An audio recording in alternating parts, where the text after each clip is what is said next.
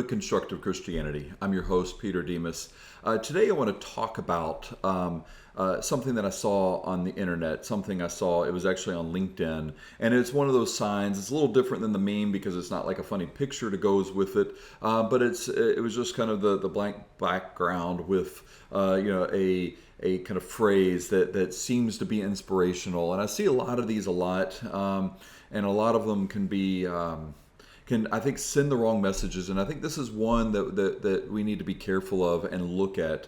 This sign said, 20 years ago, the only person that would remember that you worked late or checked emails on weekends will be your kids. Somebody else replied, or your husband.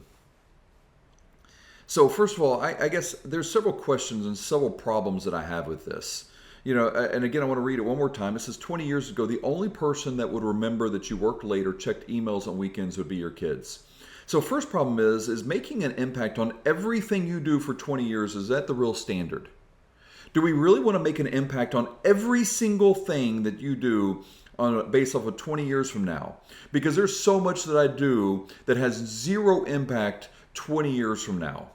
There are times when I went to go get a cup of coffee. That's not going to make an impact on anybody's life in 20 years from now. Nobody's going to remember it. Not even my kids is going to remember that I got a cup of coffee this morning before I decided to record this show. Do you think that they're going to remember any way of it? So even if you do this 5 nights a week, will they really know? And I ask this question because what if you're doing it after they go to bed? What if they're doing it at a time when they're not around, per se? My children, sometimes we were at home. Sometimes we watched, sometimes we had game night. Sometimes we watched movies. But sometimes they just weren't home. They were out with their friends. They went to go see a movie with somebody else. They might have just wanted to go to their room for a bit. They might have been working on schoolwork. They might have been at work. So there are many different things they could have done and have no earthly idea whether or not I was checking emails or working late. But I think this kind of implies that, well, maybe they were around at that time. But again, do you really think they're going to remember every single night that you spent as long as you have some quality nights with them? I give you an example. My father worked 6 days a week, worked many, many hours. In the restaurant business, now you work a lot of hours, but back then it was tremendously more hours. And so there were many times where I did not see him on several days. But on Thursdays was his day off. And on Thursdays, I would get picked up from school. And then generally he and I, for about 2 to 3 hours, would spend every Thursday doing something together. We either threw ball, we would maybe have dinner. After that, he and my mother would go have date night and they would have dinner. So he usually didn't eat with me during that time.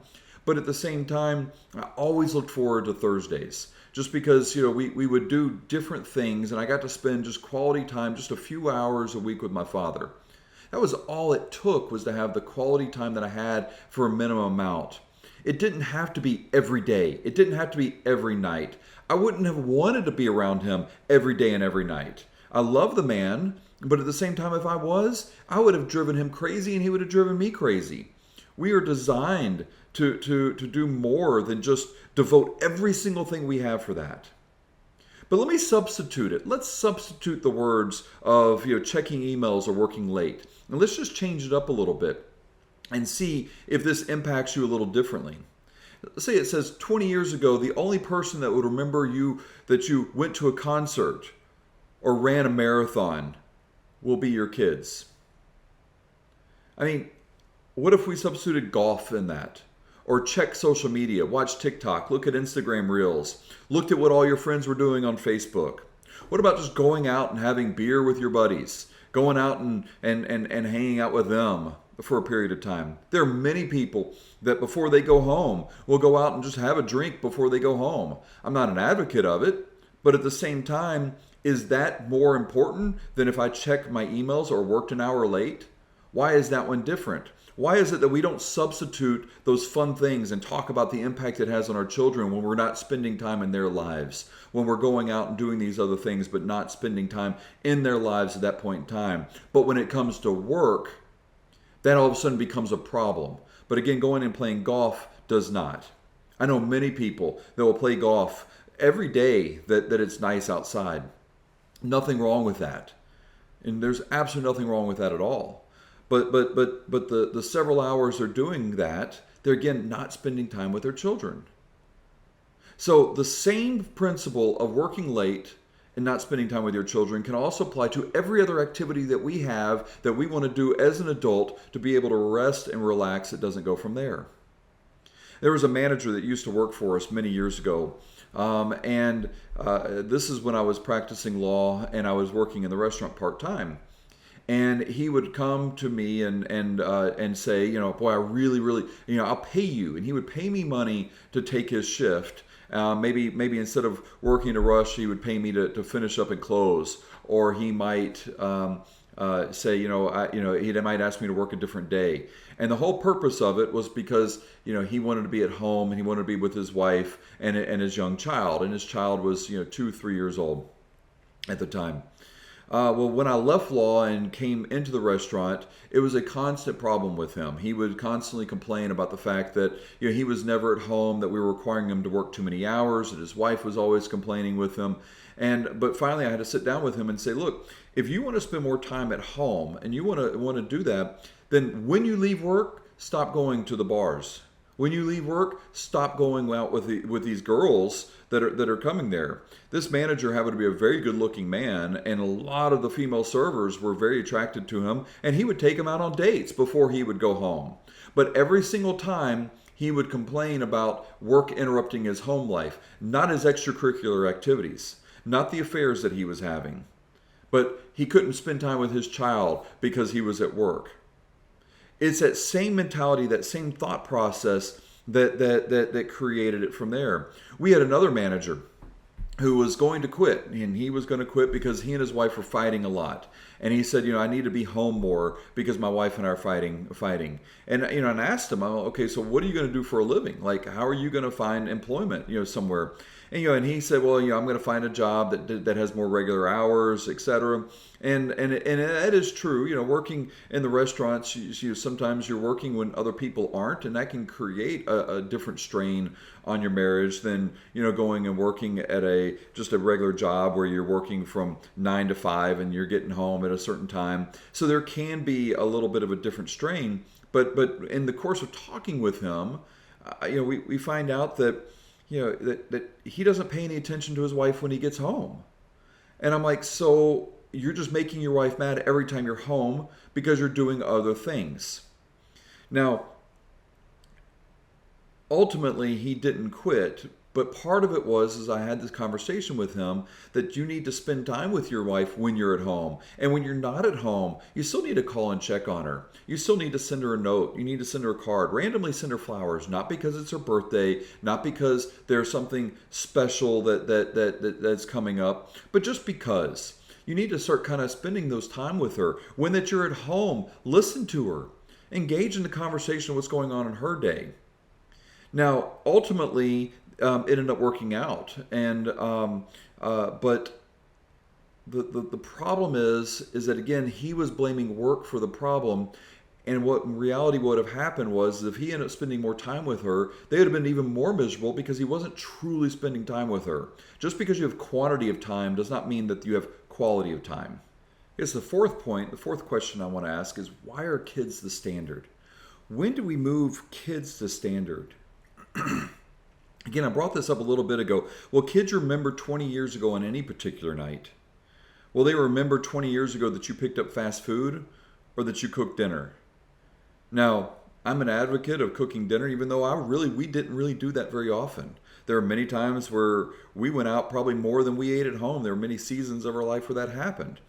But at the same time, even when we ate out, we were still together and we still talked. But are kids going to remember that particular restaurant that we went at? There might be one of our favorite ones where we celebrated something. There might be our favorite Mexican restaurant that we're eating at. Or there might be a favorite meal that I cooked at home.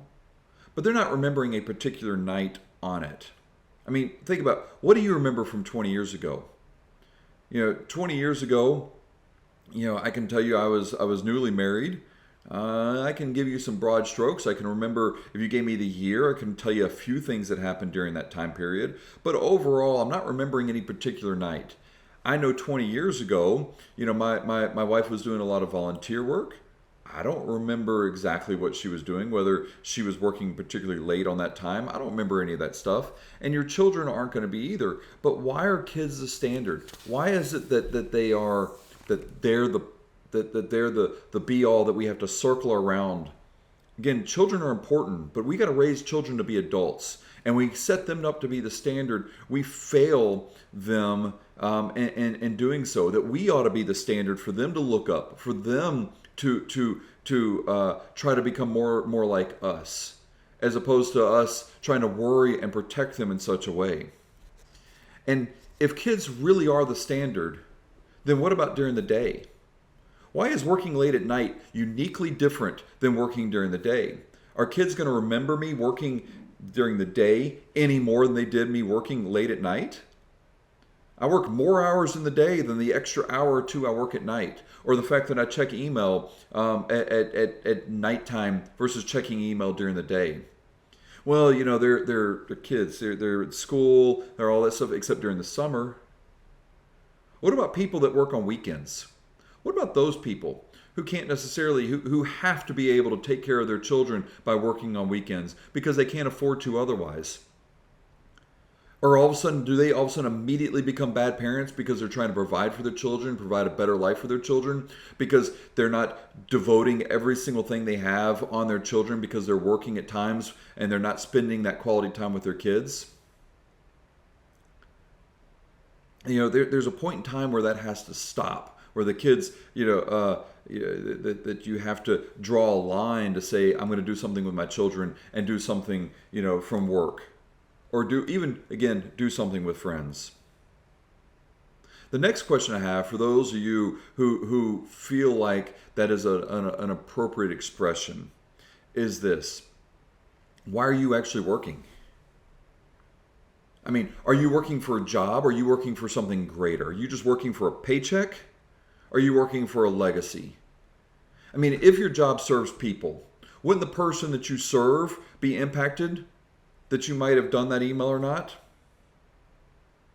Let's say in my business, again, I'm in the restaurant business. Let's say that someone sent me an email dealing with an issue that might have happened the next day. I'm going to just take a scenario, and this is not an uncommon scenario.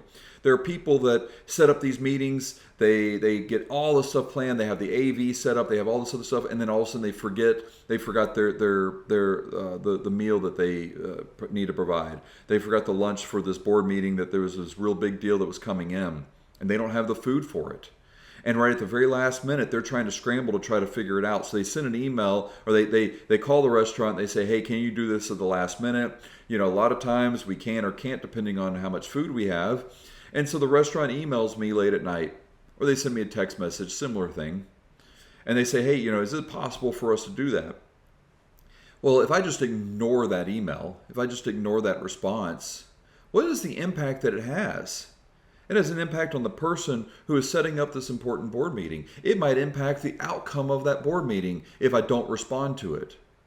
Now, it could be I could be taking it a little to the extreme, on it. I don't know exactly what's happening from there, but that's the point. We don't know the people we necessarily impact in doing our day-to-day lives. But will that customer remember it if we went overboard in trying to accommodate that customer? Of course they will. There will be other people that are impacted outside of the email that I'm just responding to, where it just implies that all you're responding to is your boss and that slave driver or boss that you have.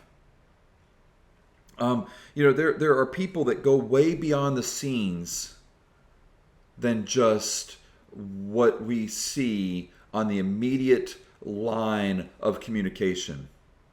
Again, the Bible tells us, many times when you were able to produce fruit, that fruit will produce more fruit and will produce more fruit and eventually move into the thousands, and just keep on growing from it.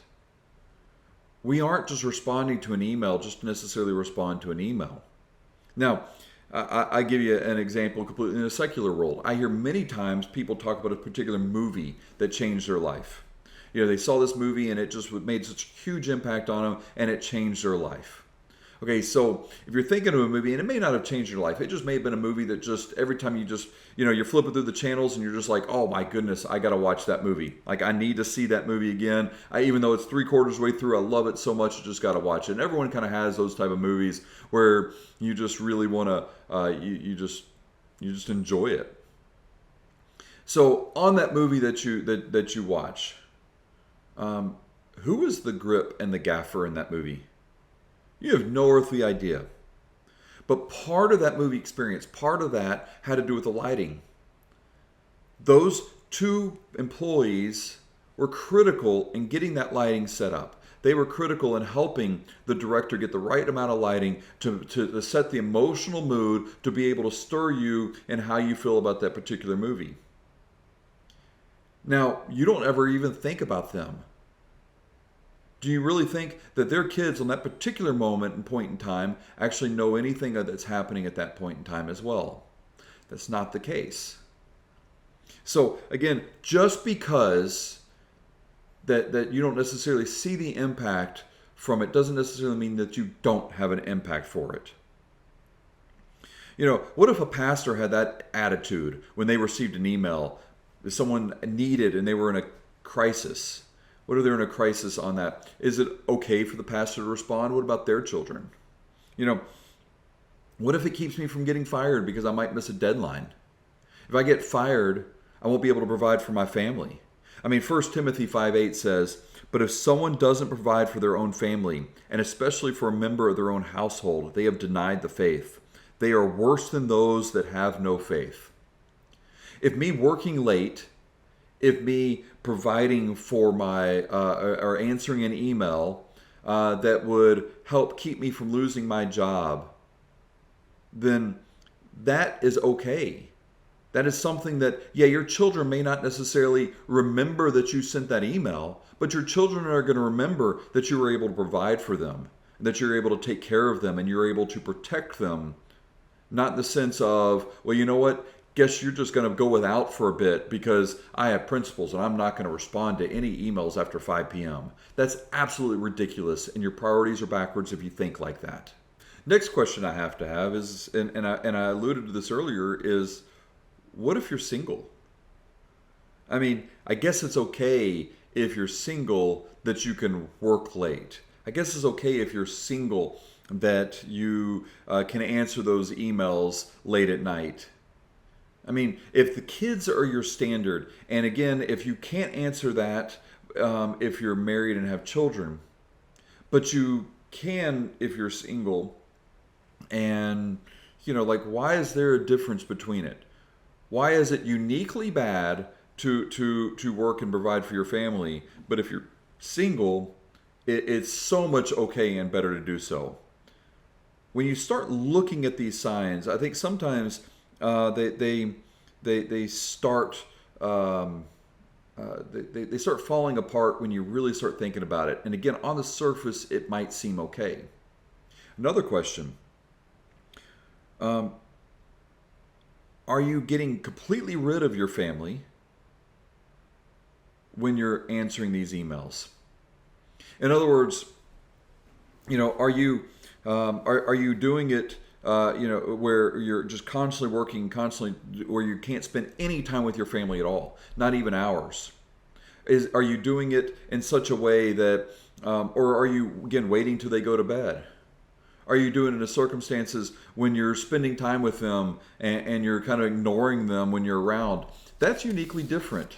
It is about balance. It's about being able to do so, but you can do it during the off-work hours with very little problem if you need to. I'll give you an example of a time I really messed up.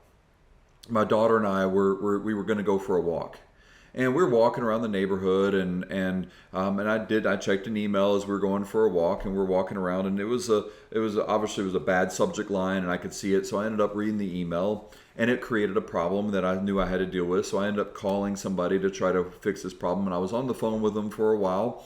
And as she and I were walking around the neighborhood, all of a sudden, next thing I know, I hang up from it, And I look up, and she's about two mailboxes in front of me.